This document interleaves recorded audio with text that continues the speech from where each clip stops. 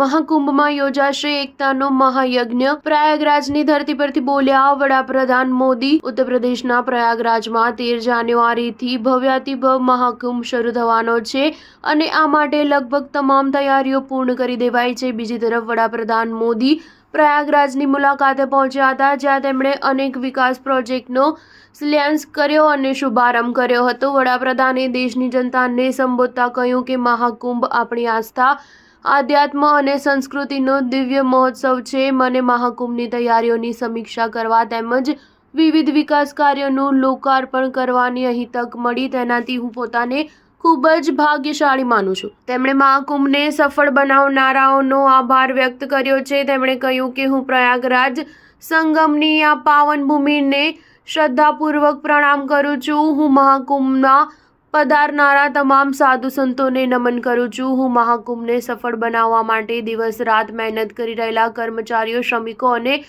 સફાઈ કર્મચારીઓને વિશેષ રૂપે અભિનંદન પાઠવું છું। વિશ્વનું સૌથી મોટું આયોજન, દરરોજ લાખો શ્રદ્ધાળુઓનું સ્વાગત અને સેવાની તૈયારી, સતત 45 દિવસ સુધી મહાયજ્ઞ યોજી પ્રયાગરાજની ધરતી એક નવો ઇતિહાસ રચવા જઈ રહી છે।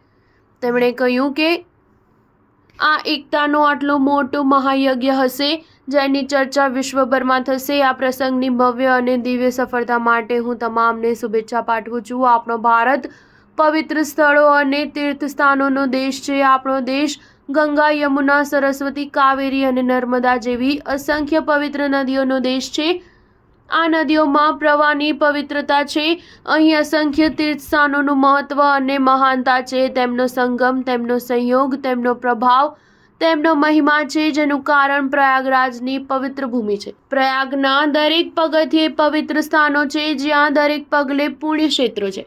સ્ટાર ન્યૂઝ 7 હંમેશા સચ્ચાઈની સાથે।